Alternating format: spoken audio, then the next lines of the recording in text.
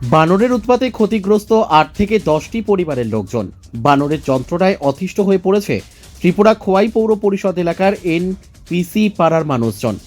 বানরের উৎপাতে ক্ষতিগ্রস্ত ৮ থেকে ১০টি পরিবার। ঘটনার বিবরণে জানা গিয়েছে, গত প্রায় ৩ মাস যাবৎ উক্ত গ্রামে বানরের দল সারাদিন তাণ্ডব চালায়। বন দপ্তরের কর্মীদের নিকট বিষয়টি নিয়ে গেলেও বন দপ্তরের কর্মীরা বানরের যন্ত্রণায় হাত থেকে মানুষজনকে রক্ষা করতে কোনো ভূমিকা গ্রহণ করছে না বলে অভিযোগ করেছেন মানুষজন।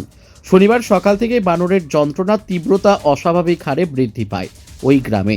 এতে করে উক্ত গ্রামের মানুষের বাড়িঘরের চালের টিন থেকে শুরু করে শাকসবজির মারাত্মক ক্ষতি হয়। হাতের কাছে যা পাচ্ছে তা নিয়েই যাচ্ছে বানরের দল। ঘরের মধ্যে প্রবেশ করে রান্না করা ভাতের হাঁড়ি থেকে শুরু করে সবকিছু নিয়ে যাচ্ছে বানরের দল।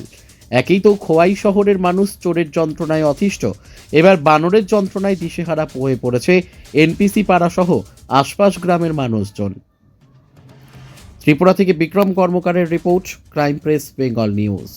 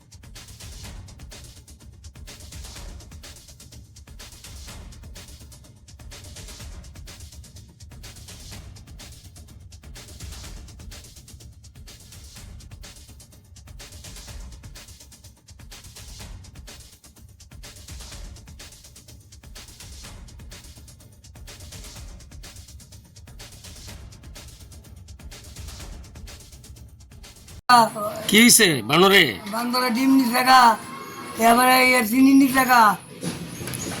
এরকম কয়দিন ধরে চলছে এরকম ঘটনা? কালকার থেকে আইসে কি ওরে মানবারে টিন টুনি ওই দিতেছে। শাকসবজি নষ্ট করছে না? এটা কয়দিন ধরে চলছে এই ঘটনা? এটা কালকার থেকে এটা আমি কোন আর মিটার কথা বলতাম এটা না। কোন জায়গা? এটা গুসপাড়া, এমনি পাড়া। বিসিপাড়া, ঠিক আছে।